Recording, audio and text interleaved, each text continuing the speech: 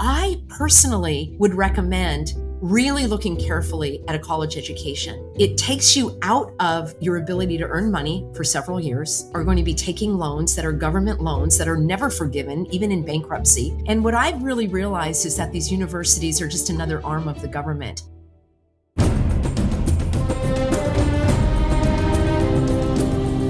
Welcome to the True Health Report. I'm Dr. Andy Kaufman, recovering physician, plandemic whistleblower, natural healing pedagogue, and legal code talker. You can call me the Truth Doctor. My mission is to shift your paradigm as we dive into radical forensic dissections, discerning fact from fiction, science from pseudoscience, medicine from poison, law from legal fiction, and individualism from collectivism. This podcast is your channel for unraveling the truth about health and science. Together, we'll challenge the narratives, expose the fallacies, and empower you to become your own health authority. This is the True Health Report, where critical appraisal fuels true freedom.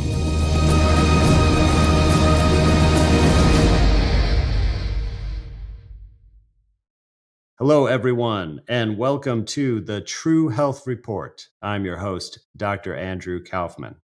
Tonight's issue: what if you didn't have to comply with health mandates that don't align with your beliefs?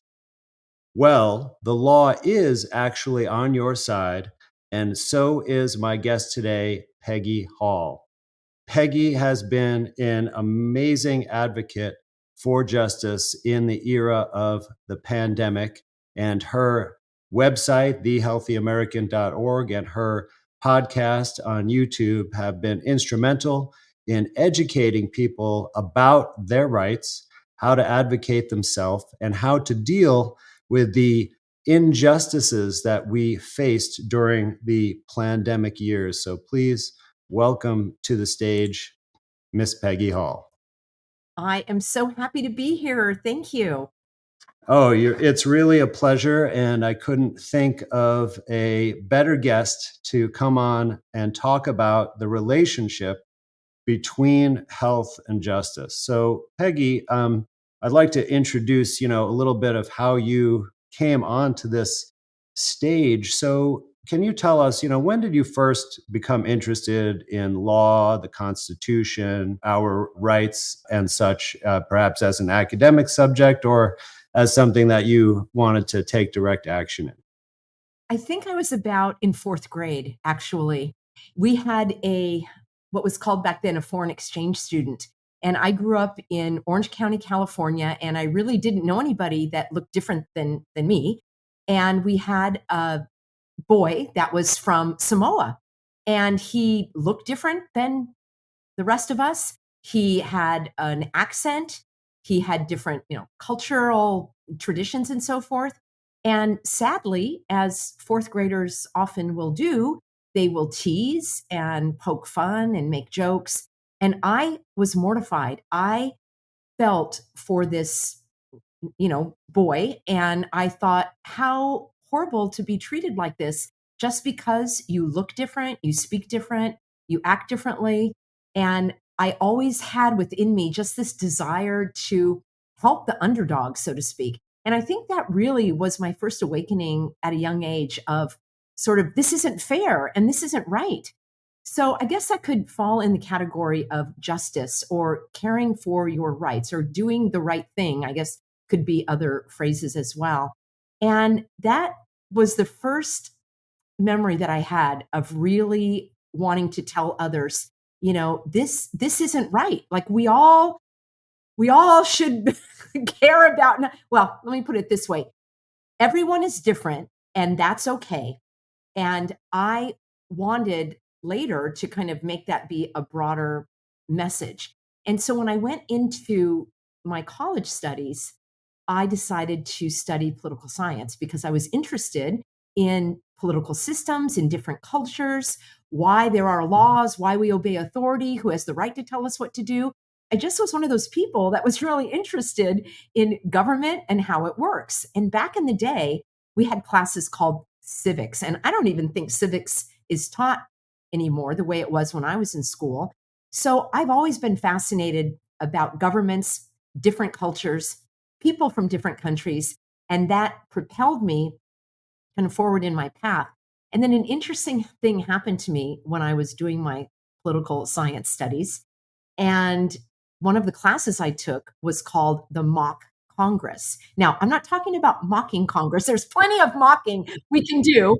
And this was another one of these seminal moments that I would say. So, fourth grade, and then maybe my sophomore year in college, where we were all assigned different roles. And we were either a congressperson or we were a lobbyist. And we literally were going to act this out throughout it was on a quarter system, throughout the entire quarter, University of California. And we were going to have meetings and we would have special interests that we wanted to push through. And I remember going to the first actual event where we had these roles and we were supposed to be diplomatic and making alliances. And I literally could not participate. I felt that this just wasn't for me. I couldn't pretend that I was on someone's side that I really wasn't. I didn't care for the glad handing and the trying to get someone's, favoritism. And I looked around at the other people that were loving it, that probably today are our senators and congressmen.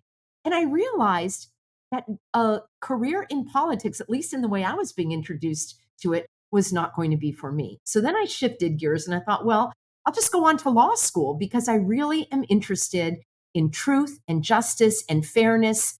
I love to debate. I love to draw conclusions from evidence. I love critical thinking. I love to analyze and research. And I thought, this is perfect for me. I love to speak. So I thought, this is great. I am going to be on the side of justice. And as life takes its turns and so forth. And I ended up, after doing my bachelor's degree, I took a year off and I traveled around Europe. And I really started thinking about what it is I wanted to do. And I went back to that first love of different cultures, different societies, people, all of those things that were of an interest of mine. And I decided instead of law school to go on for a master's degree in international policy and law. And so I immersed myself in, Middle Eastern studies. And interestingly, things really haven't changed in the decades since I was in school. The same problems are there, and not a lot of solutions have come forth. Of course, I thought I had all the solutions. Peggy, it's first of all, it's fascinating to me that we have so many parallel experiences. Like, for example, the Congress that you talked about that you did in college. So we had in high school, and this was like throughout the entire New York City school system, and even outside counties, there was a model Congress club, and we would go for like weekend long trips, and we would be in various committees, either be in the House or the Senate, and people would propose bills and we would debate them and then bring them to the House floor, right? The same process. But we didn't use lobbyists and we didn't have the jaded understanding of how the political system really works, like it sounds like you did. So it was more of an organic experience of debate and consensus building. And what happened was is that in the debates, if you really made the best points, people voted for your in your favor. And so it's such a contrast with your experience in the university level, right, where you're basically using all of the influence and the manipulation of the real political system, whereas we were just like trying to make decisions about how to live, and we did it in a way that was generally favorable and fair, but in reality, right, it's more like college. So what's your opinion of university education these days? Like, would you send your own children to college? Do you have some concerns there? Well, it's interesting because I wanted to go on for a PhD after I did my master's degree. And I just realized when I was doing this, the master's degree, the liberal approach and the information that was being promoted was something that wasn't resonating with me. And I realized I don't want to be a part of this system. I actually went on to work for the University of California, Irvine as the director of teacher education for their professional development.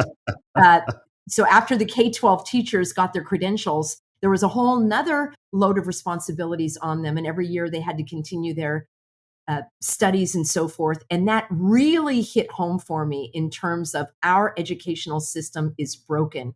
These teachers have so many demands on them. They are teaching for these tests, standardized tests. They have unbelievable amounts of responsibility outside of just the basics that students really need. And I tried to salvage what I could. And the classes that I taught about how to teach teachers how to teach was always focused on student-centered learning, on discovery and exploration, not teaching to a test, not having final exams and so forth. So for many years, this was my profession, working in the university system, working in the community college system, working in private universities. I did that for 30 years, I would say. And every time, I'm a person of optimism. And I thought, I can change this. I can have an impact. We can work against the system and make some headway. And perhaps there were successes along the way.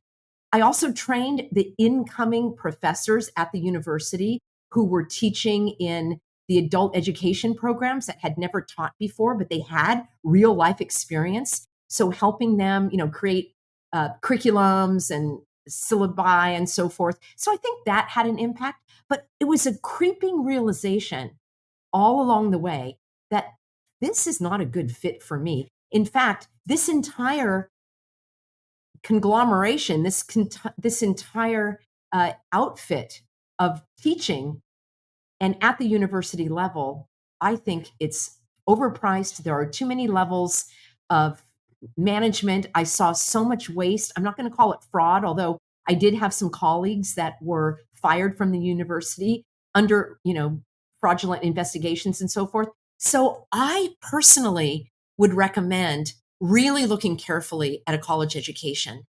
It takes you out of your ability to earn money for several years, unless you were like me and I worked part-time. You actually most likely are going to be taking loans that are government loans that are never forgiven, even in bankruptcy court. Although I guess if you were had these loans under Biden, they were forgiven or tried to be forgiven. And I'm not sure that that's, Temporarily. yeah, temporarily. And so, yeah, all the plumbers and electricians can pay for the people who went to college. So I really recommend looking at that more carefully. And I think there are far better ways. Let me give you a quick example.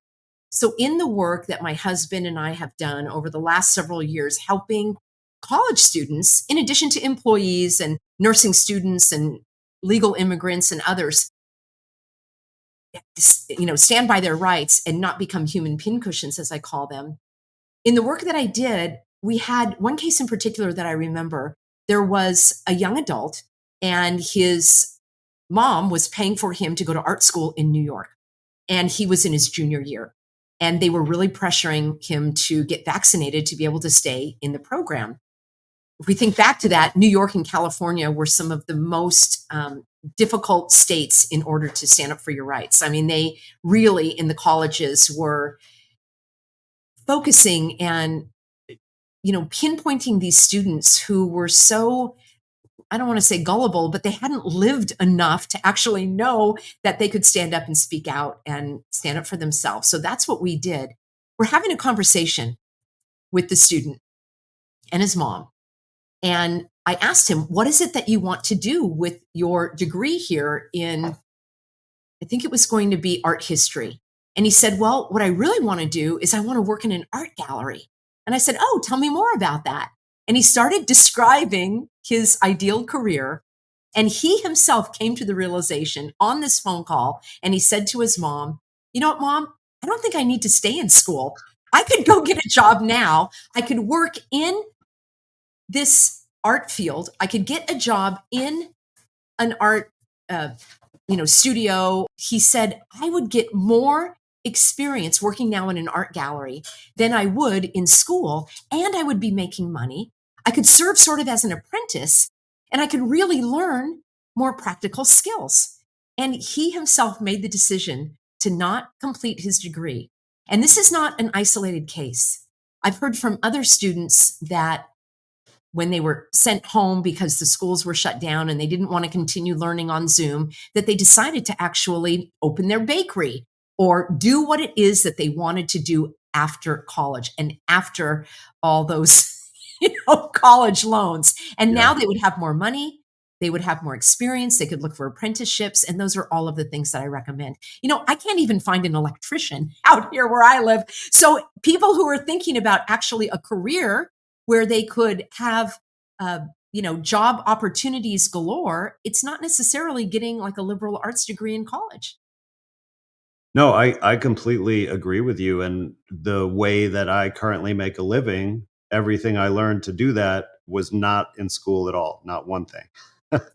Absolutely. And many people, that's true. In fact, some of the most successful business people in our nation's history either dropped out of school or never went to college because they were already running a business Yeah, at that age, or perhaps it was their third or fourth different enterprise, right? and And yeah. so, and I don't think you're relying too much on your education right now either, right? Because the thing is, we're all capable of learning independently. In fact, it's our nature.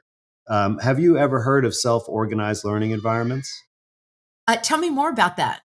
So this is based on a British researcher who did experiments in India where he found that if you just supply a small group of children a computer and Yes. ask them to answer really difficult questions in a language that they don't speak at all, that they can basically figure out how to speak your language and answer the questions very thoroughly, all on their own, with only like a grandmother figure to occasionally help them with something on standby, I right? saw, I So did see that, Dr. Andy. I did read about that. It was stunning.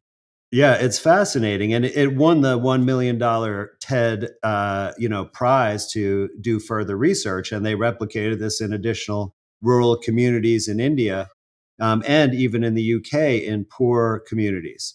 And this just demonstrates that we essentially, especially in our younger years, are just sponges. Like our natural curiosity and drive will lead us to acquire all this information and understanding really without having some teacher figure spoon feed it to us, right?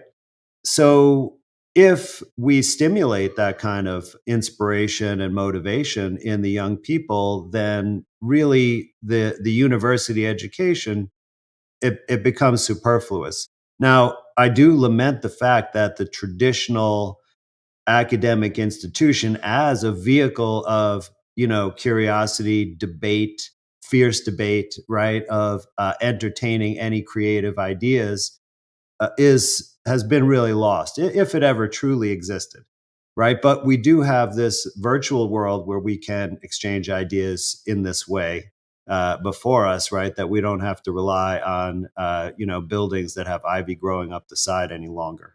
Exactly. We're in an amazing time where we have access to unlimited resources. And even in years gone by, there were books, even if we didn't have the internet.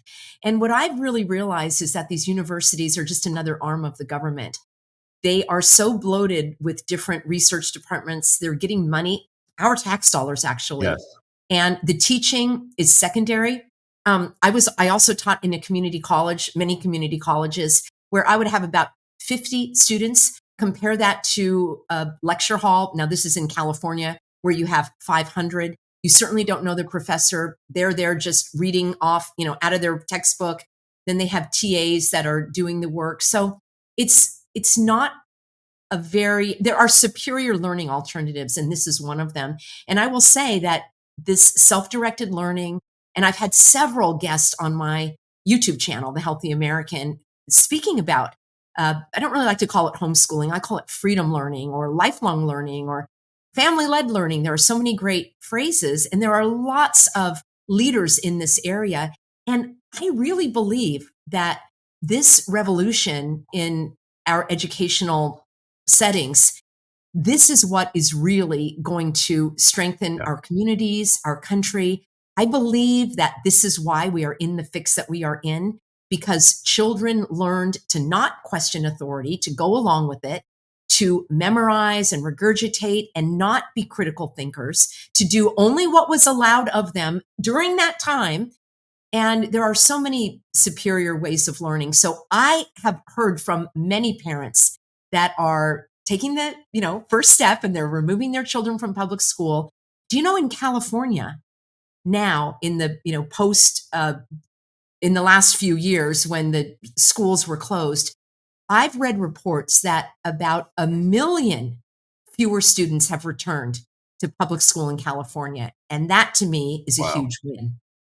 That's tremendous, and this is how my kids learn ever since 2020 as It's great. well. And you see them really, they're different from other kids when we're out in places where there are other kids their age roaming around. You see a big difference. But here's the interesting thing: is they know how to relate to those kids on their level, That's great. and they know what maybe some sensitive subjects that maybe you don't discuss in mixed company, right? But they have no problem navigating that, and it's just really natural. Peggy, you have though taken education far, beyond what's in formalized schooling, or which is really, we could say, is not education.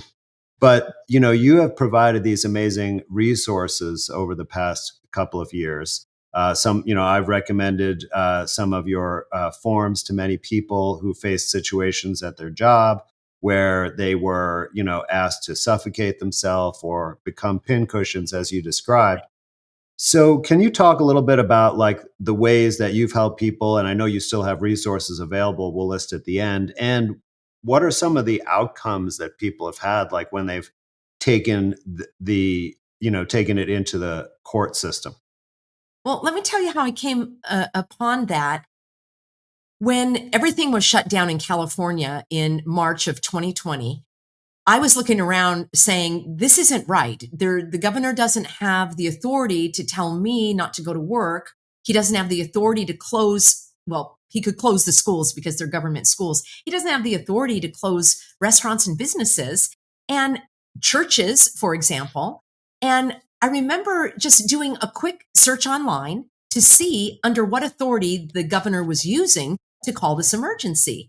And given my interest in politics and law and research and civics and all of that, I found the Emergency Services Act and I was reading it and I said, even if this was valid, it doesn't meet the standard of what is required for an emergency, a state of emergency to happen in California. So what I did is I just made a video, and I actually had to create a YouTube channel.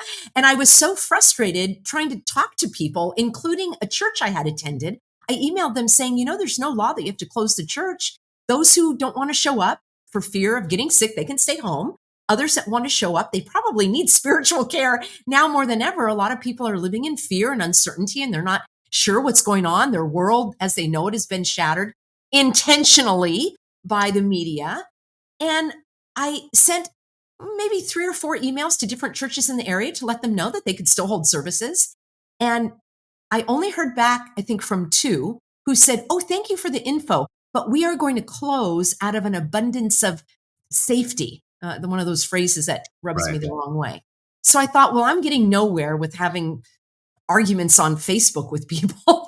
They were unfriending me and so forth. So I made this video to get to a wider audience and say, look, you have rights. You have a right to go shopping, breathing oxygen. If you own a restaurant, you don't have to shut it down. And if you have a small business, you can keep it open. And here's why. And I just simply stated their rights and the California laws. I got so many people emailing me, asking me for help in their state or with their specific situation. and they wanted me to direct them to different resources. So I decided to create things online that people could download or at least link to and so forth. I think the very first information that I sent out was about this concept of public accommodations. Every private business that is open to the public, like a hair salon or a bakery or a movie theater, including larger places like hospitals and public places like courtrooms and parks and so forth. You have a Right. right. So-called public accommodations, right, under That's the right. federal That, law. that's it. The public accommodations law. There are federal laws and there are state laws. And people got a little confused with the word public, but the definition is not only public places, but private enterprises. They are required to allow you, or not even allow you, but you have the right to enter these places if they're open, just like anyone else, breathing oxygen. And that was the real sticking point for a lot of people. They couldn't go grocery shopping. They were unable to go to their gym, or, I mean, the nail salons were basically closed down. I'm trying to think of places that were really pushing, I call them the suffocation devices, because you're a doctor. I mean, we don't need to be doctors to know we only have two airways and we need to keep them unobstructed. And so I started creating little handouts and flyers for people that they could just show a card at Walmart or something and say, hey, I have a right to enter. You can't discriminate against me. And that was really powerful. And not the cards themselves, but the confidence that people gained from having a little Yeah. card that said, and it wasn't a permission slip, it was an informational card and it had the laws listed. So again, as a teacher, I wanted to educate people how to inform others. And it was very successful.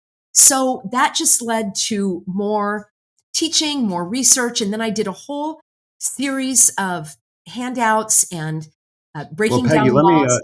Yeah, if I could interrupt for a minute, I want to, well, just make one comment. I'm sure you agree with this, but anytime any governmental body declares any kind of emergency, you know that what's coming right after that is they're taking something away from you. And absolutely. that's essentially the excuse to do that. And we can give countless examples in the history of our nation. And of course, this is no exception. And we may have a drone related emergency coming up any day now as well.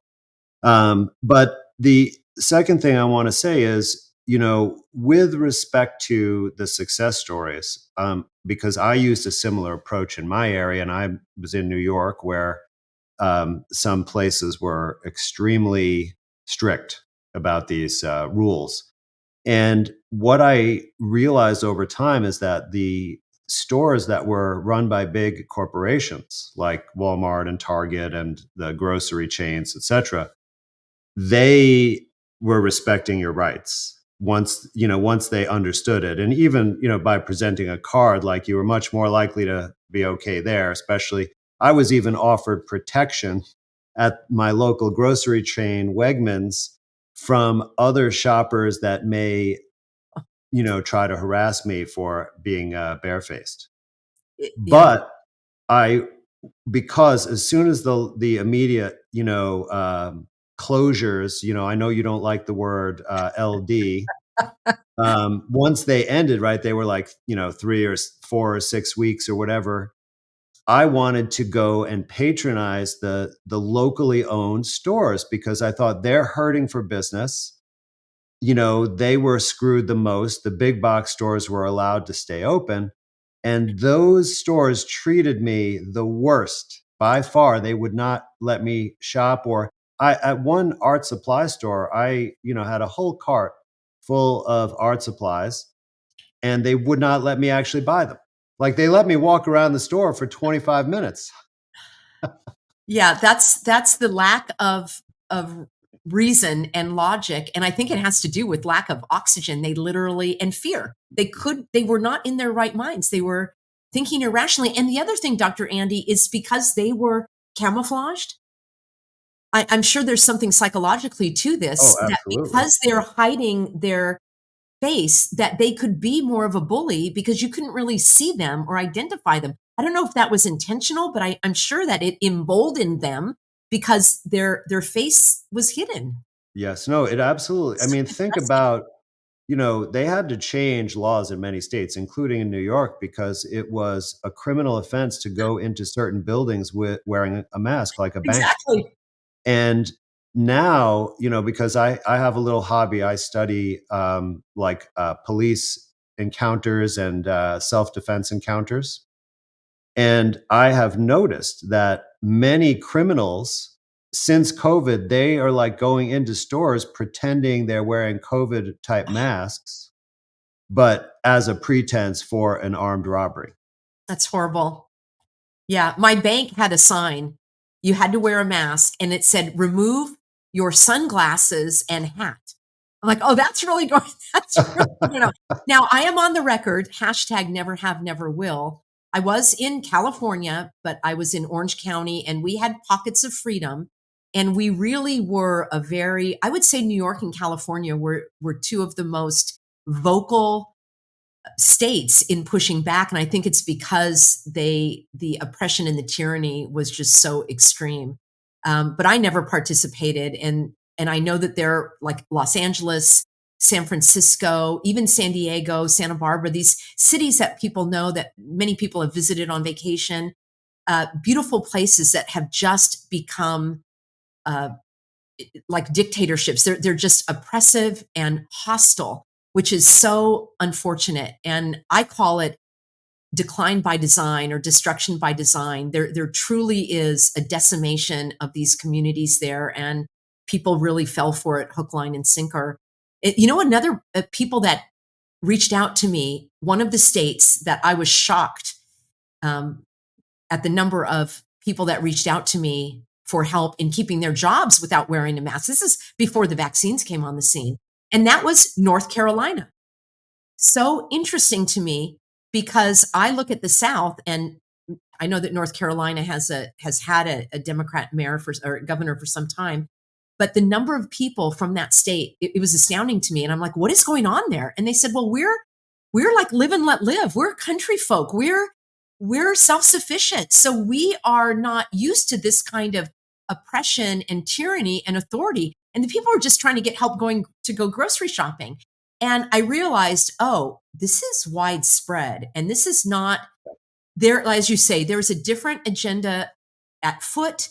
And one of the most harmful fallouts of all of this, in my view, is even healthy Americans, people that are freedom fighters. There's still a part of them that, for some people, they still believe that these governors and even the president and mayors and so forth have the authority to tell you what to do. Like a president has no authority to dictate your personal behavior. Only laws can do that. And the same thing for the governor. And I believe that this ongoing, the highway signs flashing, stay home, wash your hands, stay safe. It was like Big Brother. And people believed that the government had the right to restrict their movement in that way, not realizing that there had to be a law. So one of my taglines became, show me the law, show me the law, show me the law that I'm breaking. And no one ever could. And I think That's right. that's why, going back to your point about the larger stores, they knew when people would push back that, they have the legal teams and they knew that they could only push so far and that was it. And the smaller business, well, all of the businesses, they were getting money from the government. And at least in the state of California, in order to get these COVID funds, they had to agree, for example, to reduce the number of patrons that they served at a restaurant, to have a line outside so they would only have a few people at a time in Right. the jewelry store.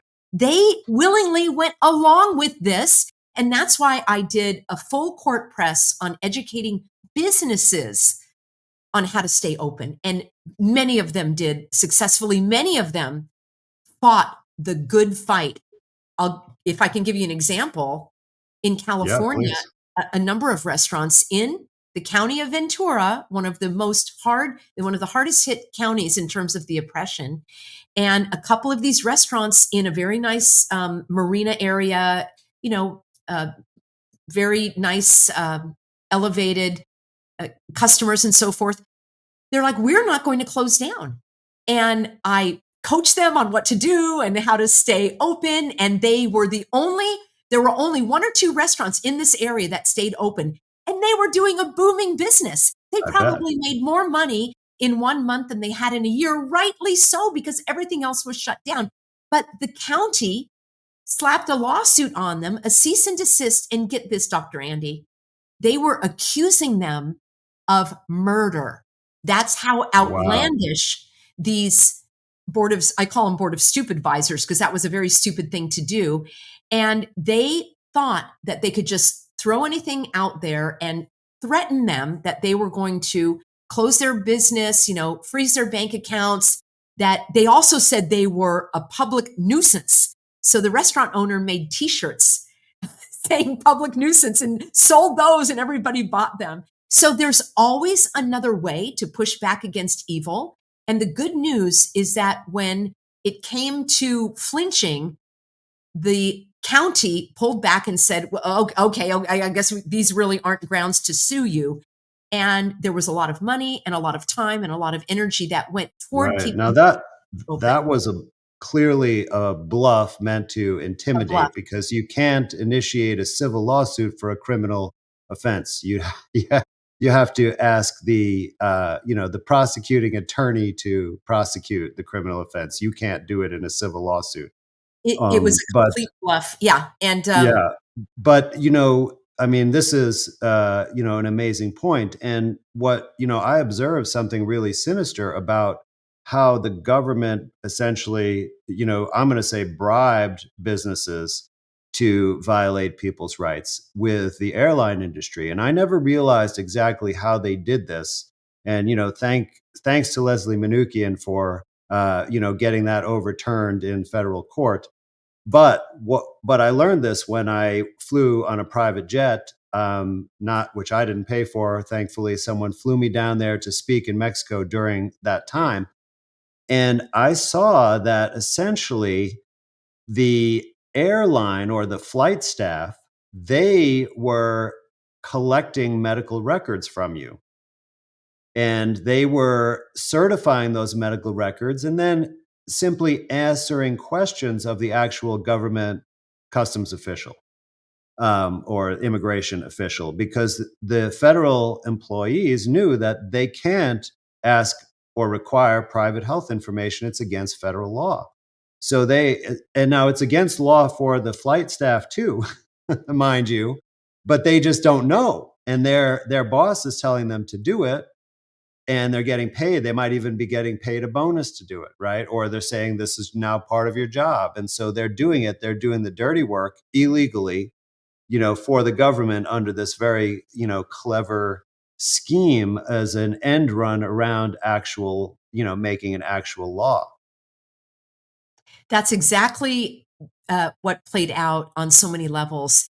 So the government couldn't do this. So they kicked the can down the road, and they used the businesses, the airlines, the medical settings as their henchmen, basically. They were the long arm of the law. And that's exactly what we experienced. And to this day, there are ongoing lawsuits from employees against the airlines. I have a good friend who's a healthy American, and she works for United Airlines. And during those years when they required the suffocation device and later the vaccines, she simply didn't pick up any flights. She just put them into the trade system, and she refused to capitulate.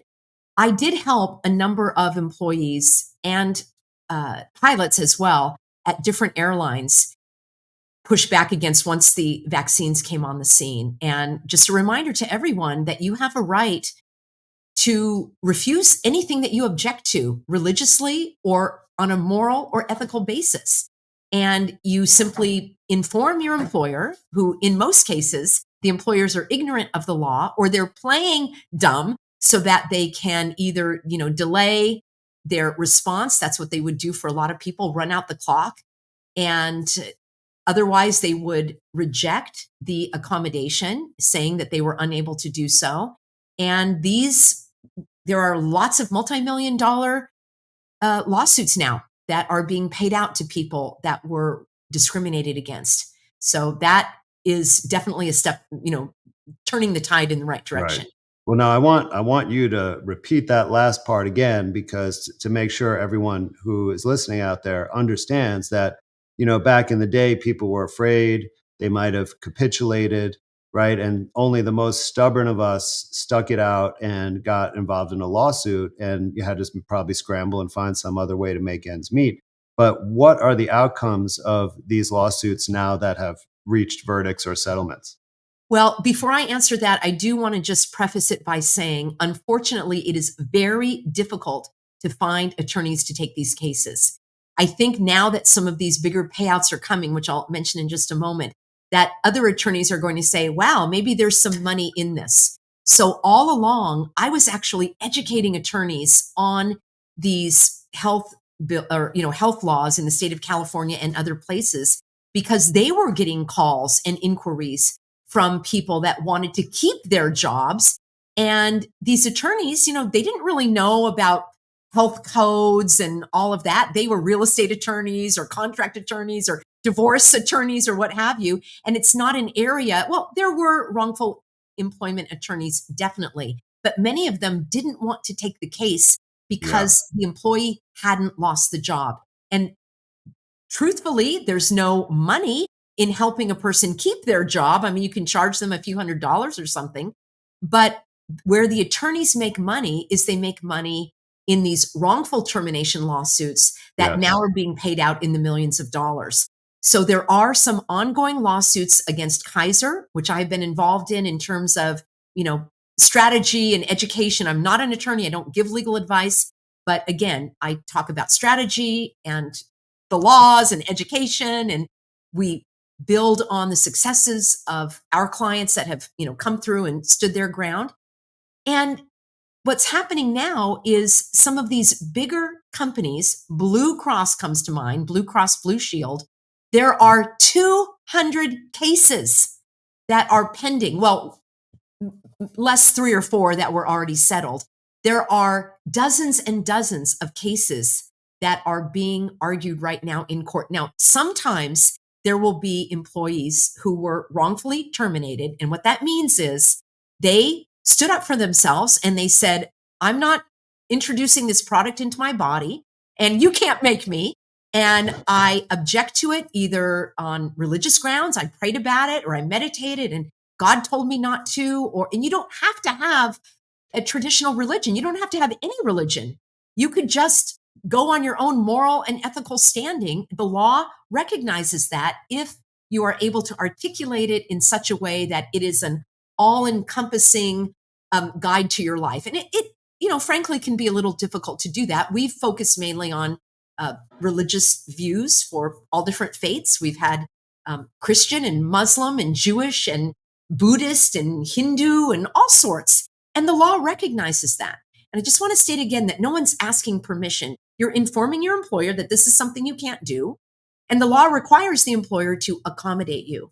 Now, here's where these employers got really slimy. They would say, well, we don't believe you. That's one of the ways they could deny you is we don't believe you. We don't believe you're honest and trustworthy. So my argument that I have not heard actually in any of these lawsuits, but I would say to the members of the jury, this employee has worked for the company for 20 years or 2 years or 2 months.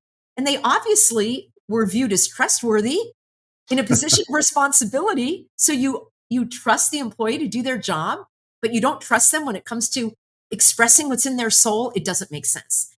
The other way that the employer has rejected this accommodation is they've said that it's too much of a threat, that you could kill someone, even though Right. you don't know you have any disease. Well, that can be refuted right off the bat because there's no evidence that you've killed anyone.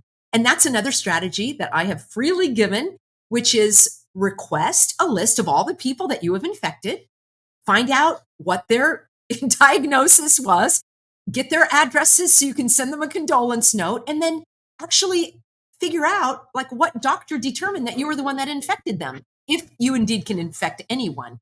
Even in the state of California, there are laws protecting you from being accused of infecting someone. I think that came around in the AIDS era. You have to willingly seek to infect someone and then prove that you did.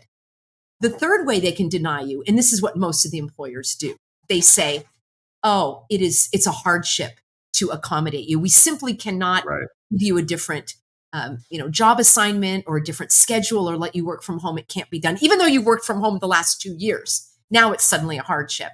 And my advice, again, which I have not seen in any of these cases, but I would say, okay, let me get this straight. It's a hardship to fire me and have my position vacant. And it's not a hardship for you to advertise, recruit, interview, have a whole panel of, interview, then make a job offer, which may or may not be accepted, and then onboard and train someone to replace me. That's not the hardship. Well, it obviously is. So all of those three approaches are a slam dunk.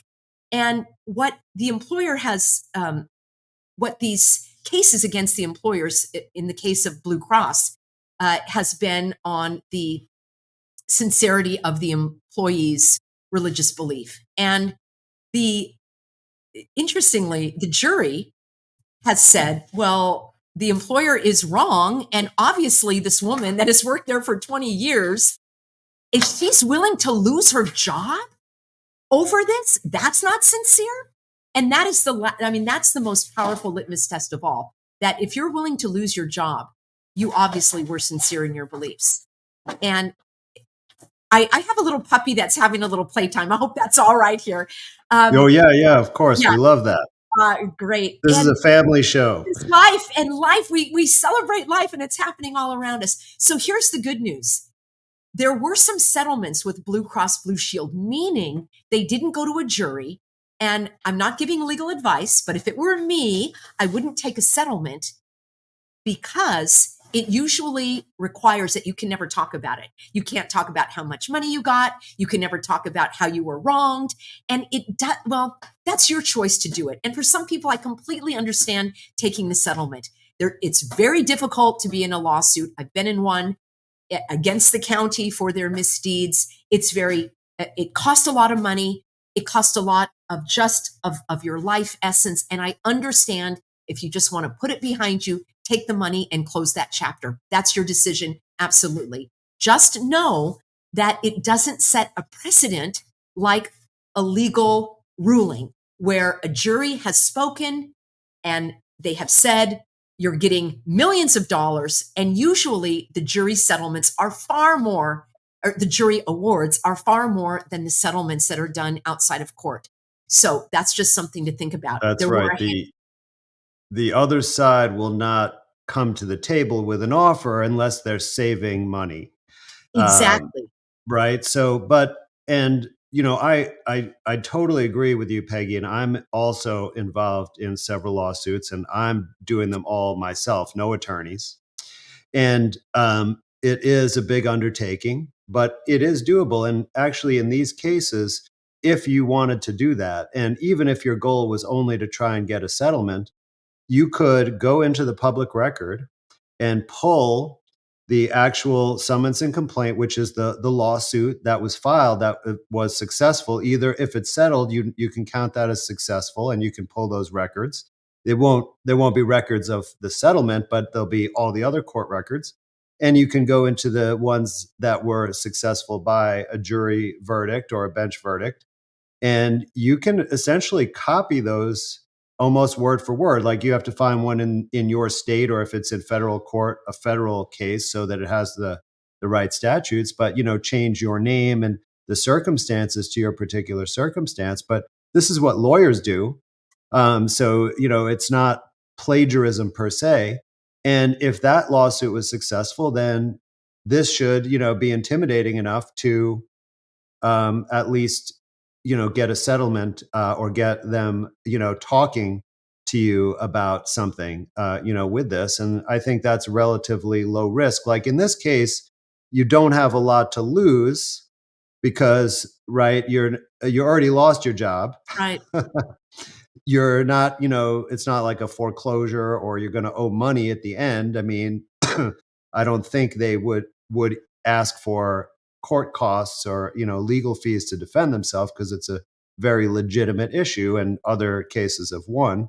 So I think you have very little to lose other than perhaps, expecting or being hopeful that you're going to be winning and then not winning, because you can never predict. Sometimes the courts don't follow the law. Of That's course, right. there's recourse for that. You can appeal. But I've gone in to argue a motion, and the judge was doing other paperwork while I was speaking and completely ignoring me. So, you can appeal, but you have to be ready for that kind of possibility. But you can do it. And no matter how you decide to stand up for yourself, I think what we're both saying is you should stand up for yourself and Yes. not be pushed around in terms of people taking away your fundamental rights.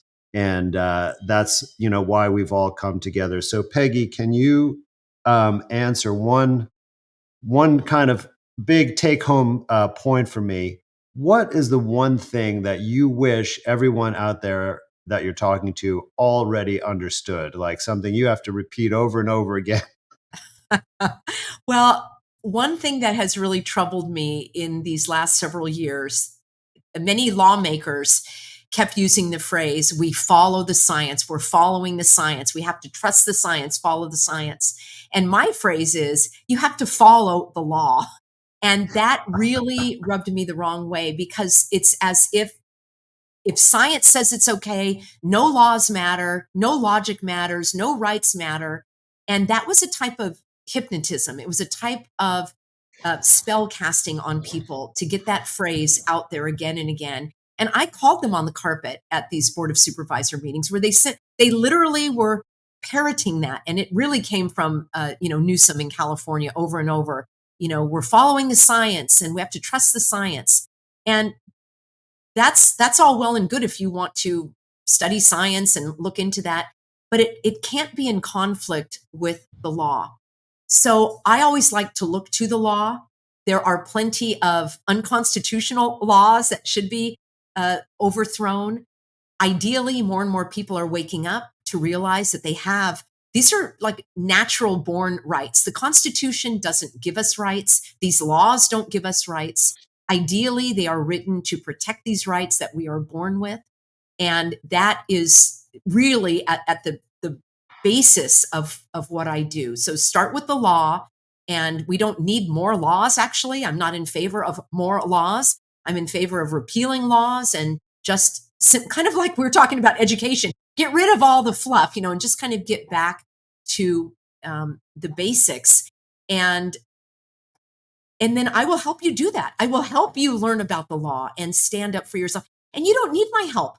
Just I didn't know anything about emergency the Emergency Services Act. I didn't know I did know about the separation of powers. I had studied this. This was my background, but in terms of the actual laws on the books, I just did my research, and I have to say I was guided by the Holy Spirit. Sometimes I would be researching something completely non-related, and up would pop a link or information about a law that I needed. A simple example is somebody asked me how they could go to the DMV breathing oxygen because their driver's license it was coming up for renewal. And again, the hypocrisy of you have to take the mask off to have your picture taken.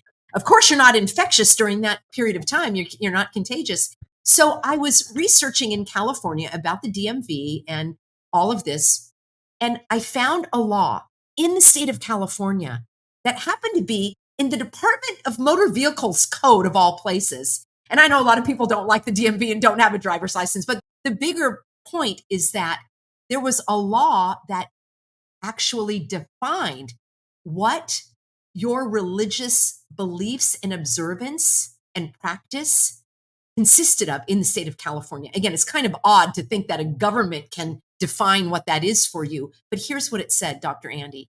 It said, your dress is a part of your religious observance. Of course, your days of worship. You could carry something with you, like a Bible, or in the Sikh religion, they carry a dull knife as part of their religious practice. And it specifically says face coverings. That is the language used in the Wow. state of California. Right. And I can't think of the law at the moment, but I have it in all of my documents. And I thought, if the state of California recognizes that covering your face is a part of your religious observance, then me not covering my face is a part of my religious observance because I honor God by breathing his breath of life. And I was not searching for that. It came up. So I think just immersing yourself, if you're interested in learning about your rights, I've got a lot of free information at my website, thehealthyamerican.org. I've got a daily show on YouTube where I talk about these things. I've got lots of how-tos, how to get your medical care without undergoing the nasal assault, as I call it, without being masked, and of course, without being vaccinated. I don't think people are pushing as much for the vaccines as much, but they are pushing for the masks and the testing as an accommodation. If you're not vaccinated, there are ways to skirt that as well. And ideally, this is going to be behind us. But as we're recording, I just got word that the governor of California issued a state of emergency for the bird flu. Here we Wow. go Well, again, 5 years chapter later. chapter two. Chapter two. Peggy, I want to just, that point you made about trust the law, follow the law, don't trust the science is so important because you can call something science and it may or may not actually be science, and there's no accountability for that whatsoever because you don't have to make something that works. Like if you're an engineer, the accountability is, does the device work? And it's very different from the law where the accountability is the court system, right? Where they can interpret the law and they sometimes find that a law is actually no good and they have to completely throw it out.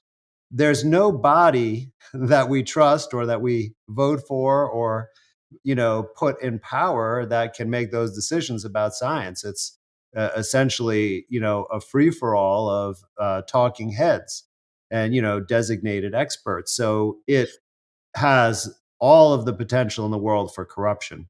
Now, there's plenty of corruption in the law too, but when you hold them accountable, you can overcome that eventually in most cases. And, that's what you've really highlighted tonight through your own efforts and through the amazing, stick to itness and attitude of the healthy Americans out there who have fought the fight until they ultimately received justice. And hopefully they were compensated adequately. And I want to urge everyone, please do follow Peggy on YouTube at The Healthy American because she doesn't just talk about these topics, but she has actually really been a pioneer in independent journalism, debunking some of the most important current events that are all really related to this kind of agenda that brought about the pandemic era as well. So if you want to learn what's going on and get, information that you will not receive in other places, please make sure that you check out her show. Well, I really appreciate that. That's what I call we have to learn to read between the lies. And it is a fear narrative, and it makes it difficult for us to think clearly. And we just can apply that to different issues in our life. And that's what I'm standing for. And I'm grateful for you, Dr. Andy. You were one of the early voices in all of this, and you gave hope to so many people when you spoke the truth about these scientific approaches and things we were told about that were used to instill fear. So I'm really, really grateful. We've persisted all this time. We're going to keep going. That's right. A kindred force for freedom. All right. Well, everyone, I look forward to seeing you next time on the True Health Podcast. Signing out, Dr. Andy Kaufman.